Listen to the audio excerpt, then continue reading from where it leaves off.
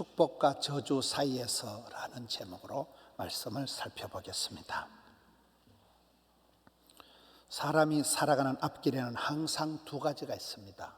성공이 있고 실패가 있고, 축복이 있고 저주가 있고, 그 삶과 죽음이 우리 앞에 놓여 있습니다. 오늘 일부 예배 때 찬양대가 찬송을 부르는데, 하늘 가는 밝은 길이 내 앞에 있으며 슬픈 일을 많이 당하여도 나는 부족하여도 영접하실 터이니, 그런 찬송을 불렀습니다. 우리 앞에 하늘 가는 길이 열려 있고 지옥 가는 문이 열려 있습니다.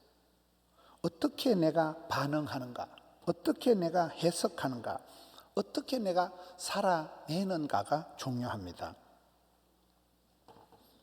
오늘 역대하 18장은 유다의 네 번째 왕 여호사밧에 대한 말씀입니다. 여호사밧이라는 왕이 큰 영광을 얻기도 하고 큰 고통을 당하기도 하고 만남의 축복을 만들기도 하고 그의 만남의 저주가 되기도 하고, 참 삶과 죽음이 이 한 왕의 선택과 판단과 가는 발걸음 속에서 고스란히 나타납니다. 우리는 역사를 통해서 배운다. 인물을 통해서 배운다. 오늘 역대하 18장 1절의 시작은 여호사밧이 부귀와 영광을 크게 떨쳤고, 이렇게 시작이 됩니다. 여러분, 이 왕이 부귀 영화를 크게 떨쳤다. 최고의 전성기요, 호시절이요, 참 성성장구하는 성공시대를 살았다, 이 말입니다. 그런데 우리가 코로나 때 깨달은 것 중에 한 가지는, 우리가 성취한 성공이나 우리가 구축한 안정감이라는 게 얼마나 허술하다, 너무나 허술하다는 거예요. 우리가 건강하다, 우리가 안전하다 하는 것이 아무것도 아닌 것을 우리가 코로나 때 한 방에 깨달았습니다. 인생의 3대 비극이 초반의 성공, 중년의 사별, 노년의 빈곤, 이런 말이 있더라고요. 초반의 성공이 왜 인생의 비극입니까? 초반에 성공한 사람은 세상 물정을 모르고 기고만장해가지고 도무지 겸손을 모르기 때문에 시금방을 떨다가 교만은 패망의 선방으로 들어가 버린다는 거예요. 초반의 성공이 평생 재수 없다는 거예요. 두 번째, 중년의 사별. 여러분, 사랑하는 사람은 오래오래 길게 같이 살아야 되는데 중간에 이게 중도 하차가 되어버리니까 이게 뭐 가도 오도 못하는 어지중간한 인생의 비극이 되고, 여러분, 사이가 좋은 사람이, 금술이 좋은 가정의 한쪽이 쓰러지면 백발백중 우울증이 오고 백발백중 인생이 무너질 수밖에 없는 것입니다. 노년의 빈곤은 뭡니까? 사람은 나중 축복을 받아야 되는, 나중에 세월이 흘러갈수록 점점 좋아지는 복을 받아야 되는데, 용두사미같이 되어지면 이 빈곤이라는 게 인생을 소독감을 준다. 소독감은 박력을 말하는 게 아니고 소외감과 고독감을 합쳐서 소독감이라 하더라고요. 철저히 노년의 인생을 쓸쓸하게 만든다는 거예요. 성경을 보면 시작이 좋으면 거의 끝이 안 좋아요. 어릴 때 시골에 핫토치기 할 때도 보니 초장 끌빨 거시기 하다고, 초장에 잘 나가는 거 아무것도 아니에요. 여기에 여호사밧이 굉장히 잘 나가요. 부귀 영광을 떨치는 거예요. 이거이 벌써 조짐이 안 좋다는 것입니다. 여러분, 우리의 인생의 위기는 우리 인생이 잘 나갈 때예요. 신앙의 위기는 내가 무탈하고 만사 형통할 때가 신앙의 위기입니다. 젊어서 고생은 사수도 한다, 이런 말이 있는데, 우리가 신앙생활할 때 한 가지 분명히 기억해야 될 것은, 하나님께서는 우리에게 늘 기도 제목을 남겨두신다는 거예요. 잘 나가던 사람이 어느 날 가슴 철렁한 일들이 생기고 할 수 없이 골방으로 기들어가서 하나님 앞에 엎드려야 되는, 하나님은 우리의 인생에 기도 제목을 계속 남겨두신다는 거예요. 만족 지연 능력이라는 게 있더라고요.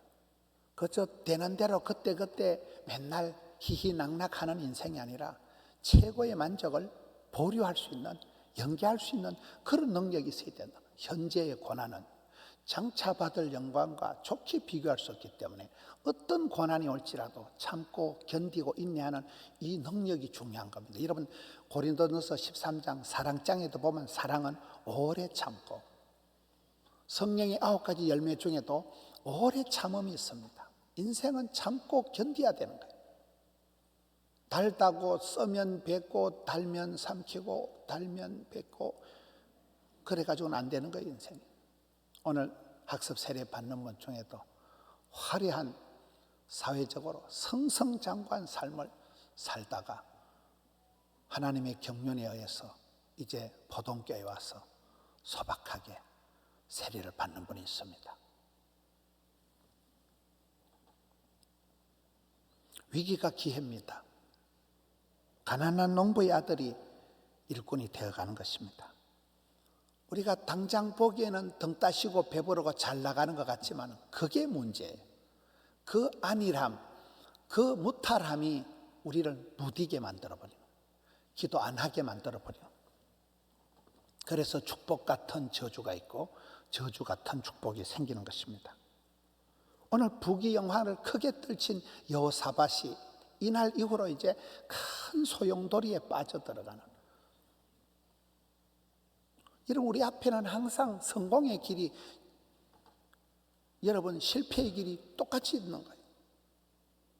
우리가 어느 것이 성공이냐, 어느 것이 실패냐, 어느 것이 죽는 길이냐, 어느 것이 사는 길이냐, 어느 것이 축복의 길이냐, 어느 것이 성공의 길이냐, 우리가 알기가 어려워요.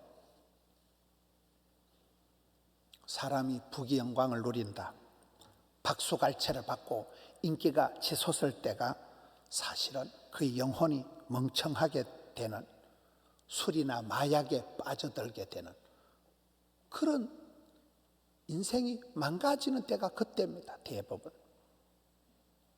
그러나 고난과 시련이 닥치면 원치는 않지만, 당장은 힘들지만 잠자는 야성이 깨어나고 싸움닭처럼 전투력이 생겨가지고 불굴의 도전정신, 개척정신을 가지고 들이대는 거예요.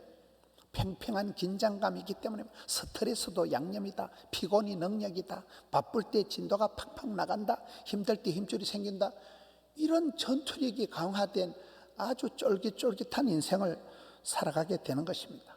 긴장감을 늦출 수가 없기 때문에 팽팽한 긴장감을 가지고 정신을 바짝 차리게 되는 것입니다. 성공과 실패가 우리 앞에 있지만은 우리는 파이브 현을 해야 된다. 닥치는 대로 감당을 해야 된다. 파이브 현이 뭡니까? 현실에 최선을 다하라, 현장에서 달인이 되라, 현재에 감사해라, 현역에 은퇴는 없다, 현저한 클래스를 이루면 현찰이 많아진다. 5가지 현이 있어요. 닥치는 대로 감당하는 거예요. 군대의 말로 까라면 까는 거예요. 지금이 은혜 받을 만한 때요, 지금이 구원의 날이로다. 항상 기뻐해라, 범사에 감사해라, 쉬지 말고 기도해라. 항상 현재형의 삶을, 가슴 설레이는 두근두근하는 그런 벅찬 삶을, 도전과 모험의 삶을 살아가지는 것입니다. 오늘 18장 1절에 보면 여호사밧이 부귀와 영광을 크게 떨쳤고 아합 가문과 혼인함으로 인척관계를 맺었더라. 여러분, 사람이 성공을 하면, 출세를 하면 점점 신분 상승 그런 자리를 노리고 인맥을 구축해서 안전한 보험을 들려고 합니다. 그래서 사람은 누구랑 만나서 결혼을 하고 무슨 일을 하면서 직장 사업을 하고, 여러분, 어디에다 집을, 아파트를 장만하고, 이것이 최고의 관심사입니다. 남쪽 왕과 북쪽 왕이 사돈 관계를 맺었지요. 원수지간에 전쟁이 방지가 되고 원수를 사랑하는 최고의 경사를 만난 것 같지만은 이게 문제라는 거예요. 사람이 욕심을 부려가지고 인간적인 조작을 해가지고 그래가지고 만든 이 만남의 축복이 얼마나 만남의 저주가 되어지는가가 이 역대하 18장이 보여주고 있습니다.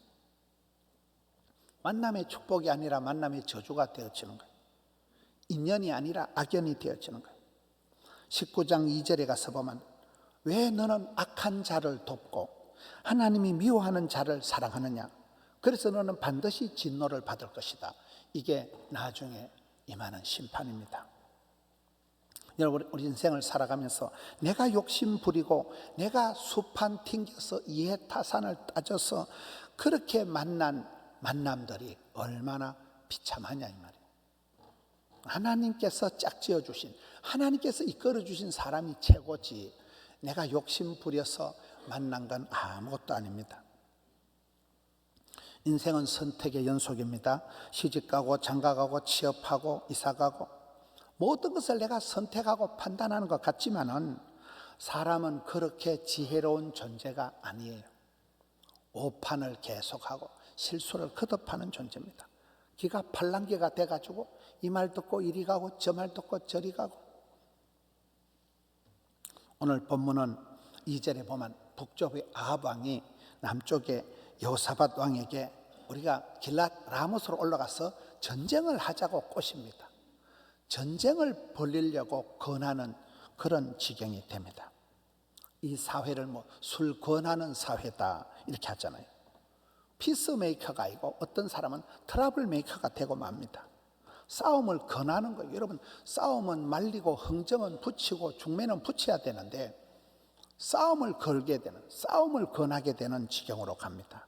이게 악연이 되고 이게 만남의 저주가 됩니다. 이 아합 왕이 지가 시작한 전쟁, 지가 꼬드겨서 시작한 이 전쟁에서 오늘 본문 18장 마지막 절에 아합이 죽습니다. 이 전쟁에 지가 죽습니다. 그리고 이 혼인관계로 맺어진 뗄래야 뗄 수 없는 이 인연 때문에 여호사밧 왕이 끌려 들어가가지고 홀켜 들어가가지고 빼져박도 못하는 그런 이제 집안에 큰 우한질고가 일어나게 되는 것입니다. 혼인이라는 것이, 만남이라는 것이, 인척관계를 맺는다는 게 가장 결정적인 이 만남이잖아요. 다윗의 길을 떠나 아합의 길로 들어서게 됩니다. 오늘 말씀에 보면 3절에 보면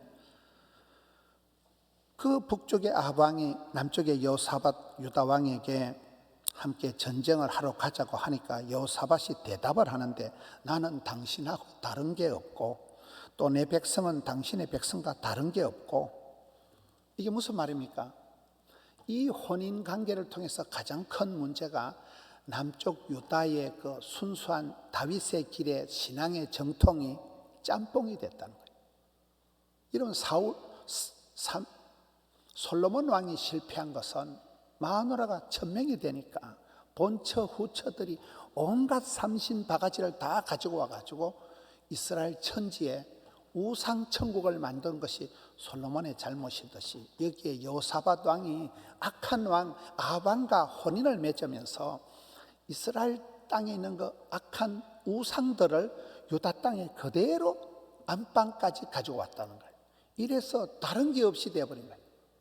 여러분, 구별되다, 성도다, 거룩하다는 게 다른 거예요. 우리는 세상 사람들하고 달라야 돼요. 생각이 다르고 가치관이 다르고 모든 게 다른 것이, 구별된 것이, 그게 거룩한 것입니다. 완전히 물들고 전념이 짬뽕이 돼가지고 남쪽 북쪽이 다른 것이 하나도 없이 된 게, 이게 이 혼인관계의 가장 큰 문제라는 거예요. 당대에도 여호사밧이 죽을 고비를 넘깁니다.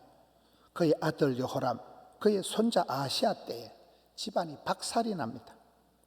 이때 시집온 아합의 딸내미 아달랴가 자기 아들 왕이 죽는 걸 보고는 손자들을 싸그리 다 죽여버립니다.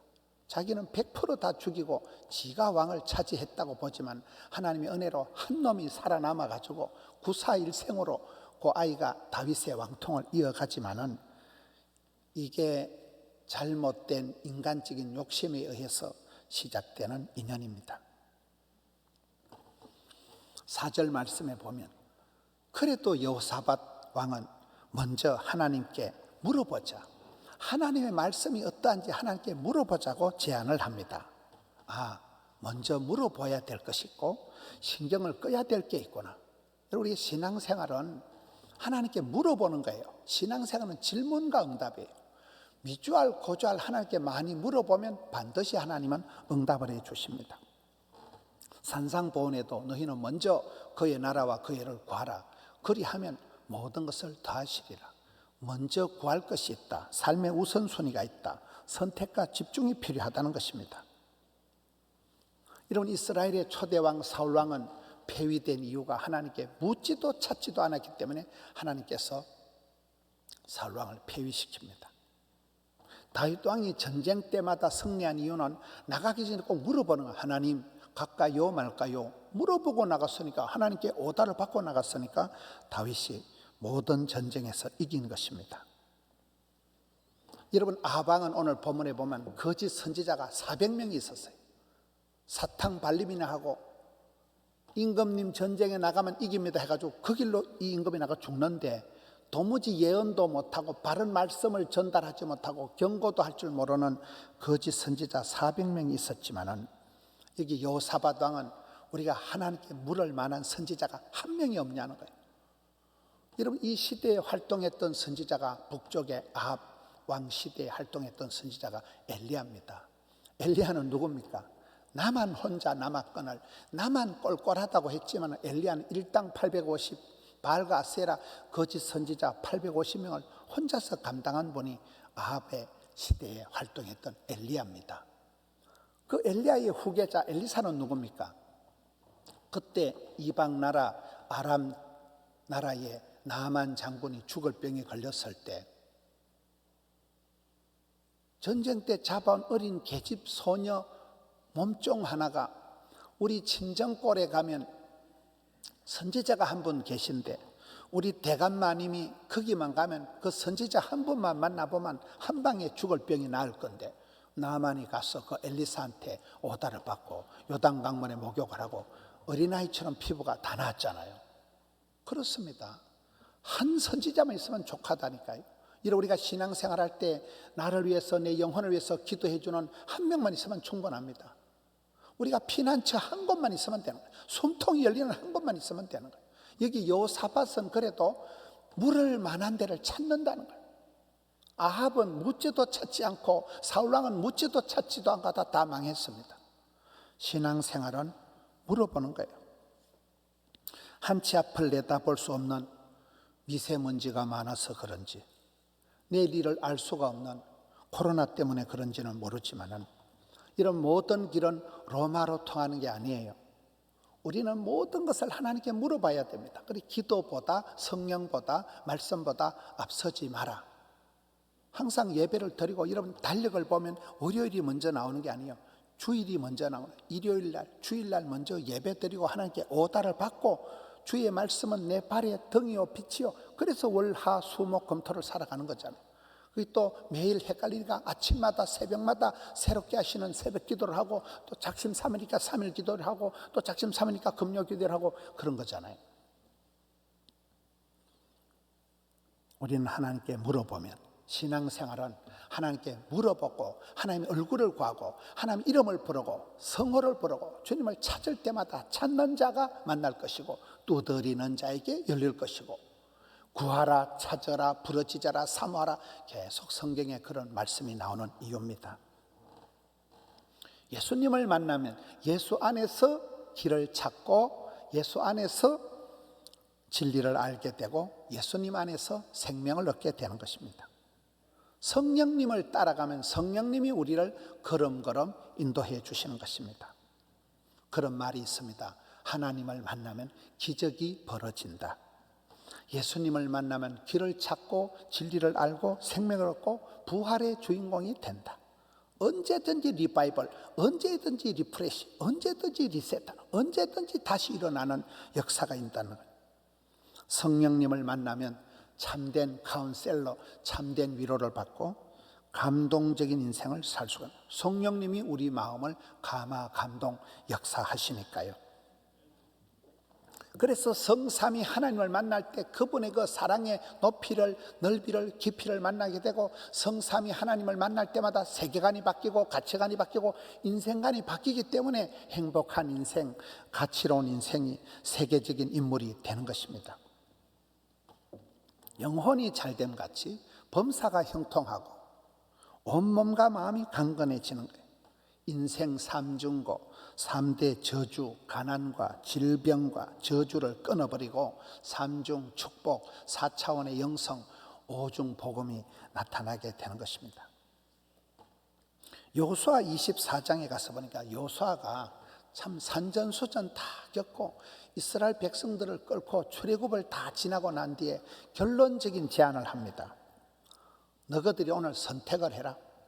만일 여호와를 섬기는 것이 너에게 좋지 않게 보이거든 너희 조상들이 강 저쪽에서 섬기던 신들이든지 또 너희가 거주하는 땅에는 아모리 족속 이방 신들이 섬기는 그런 이방 신들이든지 너희가 섬길 자를 오늘 택해라. 오직 나와 내 집은 여호와를 섬기겠노라. 선택을 하는 것입니다. 판단을 하는 것입니다. 여러분, 우리 앞에 천국과 지옥이, 영생과 영벌이, 삶과 죽음이 우리 앞에 있습니다. 내가 어떻게 살아가느냐에 따라서 세월이 지나면 천당과 지옥이 갈라집니다. 최근에 우리 교회에는 환갑이 지난 두 커플이 결혼식이 있었습니다. 어제 장로님, 권사님 결혼식이 있었습니다. 아주 원숙한 그런 사랑의 경륜이 느껴져서 줄에 볼 게 없더라고요. 결혼식이 얼마나 분위기가 푸근하고 여유가 있는지. 다 완숙한 그런 분들이 이제 결혼을 하니까 참 결혼식 분위기가 따뜻하고 흐뭇하고 풍성했습니다. 인생은 먼저 된 자가 나중되고 나중된 자가 먼저 된 일이 많으니라. 앞서거니 뒤서거니 하면 우리가 살아가는데, 여러분, 인생의 흥망성사를, 생로병사를, 희노애락을 아무도 모르는 거예요. 내일을 우리가 알 수가 없는 거예요. 삶과 죽음이 종이 한 장 차이입니다. 밤새 안녕이라는 말이 있습니다. 지난 한 주간 우리 교회 장로님 두 가정에 또 장례식이 있었습니다. 장로님 결혼식도 있고 장로님 장례식도 있었습니다. 지난 주일에 민효기 장로님 소천하셔서 교회장으로 모셨습니다. 민효기 장로님 장례식 예배를 집례를 하는데 손소홍 장로님께서 대표 기도를 하셨습니다. 장로님이 기도하시는 중에 두 가지 문장이 제가 가슴에 와닿았습니다. 한 살 많은 내가 먼저 가야 되는데 민 장로님이 먼저 가셨네요. 우리도 잠시 뒤에 거기로 갈 것인데 우리 또 불언간에 거기 가신 천국을 따라가겠습니다. 그 기도를 하시는데 어찌 그래 가슴에 와닿는지요. 여러분, 이 세상은 우리가 천년 만년 살 곳이 아닙니다. 정들 곳이 못 됩니다. 잠시 세상에 내가 살면서 항상 찬송 부르다가 재림신앙, 천국 소망, 마라나타 그래 나아가는 거예요. 나의 가는 이 길 끝에서 나는 주님을 보리라. 영광의 내 주님 나를 맞아 주시리. 이걸 불러야 되는데 아침부터 부르려 하니까 조금 실력이 안 돼가지고, 오늘 제가 설교 마치고 부를 찬송이 586장이었어요. 어느 민족 누구게나. 이걸 딱 정했는데 오늘 할렐루야 찬양대가 이 찬양을 한다 해가지고 바꿨어요. 어느 민족 누구게나 결단할 때 있나니 참과 거짓 싸울 때 어느 편에 설 건가. 항상 우리 앞에, 내 앞에 결단이, 선택의 기로가 있다니까요. 주가 주신 새 목표가 우리 앞에 보이니, 이야, 결혼을 하고 새로운 목표가 생기고 새로운 비전이 생기고 빛과 어둠 사이에서 헷갈리지 않고 선택하며 살리라. 가사가 오늘 굉장히 좋습니다. 여러분, 삶과 죽음이 내 앞에 있습니다. 성공과 실패가 내 앞에 있습니다. 만남의 축복이, 만남의 저주가 내 앞에 있습니다. 먼저 구할 것과 신경 꺼야 될 것이 내 앞에 있습니다. 선택 과목과 필수 과목이 내 앞에 있습니다. 방황할 일이 아닙니다. 절대 가치와 허접한 것이 내 앞에 있다니까요. 그래서 주여 인도하여 주옵소서, 주여 붙잡아 주옵소서, 주여 이끌어 주옵소서, 주여 역사하여 주옵소서, 주여 함께하여 주옵소서. 그렇게 하지 않고는 우리가 어느 순간 길을 잃어버리는 거예요. 어느 순간 여호사밧이 제일 잘 나갈 때, 여호사밧이 막강한 인맥을 구축했을 때가 그게 고통의 시작이 되어버렸다는 거예요. 그게 신앙의 변질이 시작됐다. 성경에 다윗과 함께 가장 멋진 왕 중에 한 분이 여호사밧 왕이지만은 그가 3대 실수를 했다. 큰 실수 중에 오늘 본문에 2가지가 나온다는 거예요. 우리의 인생도 그렇습니다. 하루하루 순간순간을 살아가면서 내 앞에 축복과 저주가 동시에 있는 거예요. 그래서 우리가 선택해야 돼요. 우리는 능력이 없습니다. 우리는 부족합니다. 그래서 주님 앞에 물어야 되는 거예요. 주여 도와주시옵소서. 주여 붙들어 주옵소서. 주여 인도하여 주옵소서. 흐트러짐이 없는, 요동치 않는 다윗의 길을, 주의 길을, 십자가의 길을 완주해서 하늘 문이 열려있는, 영생의 문이 열려있는 천국에 들어가는 우리 성도님들 되시기를 축원합니다.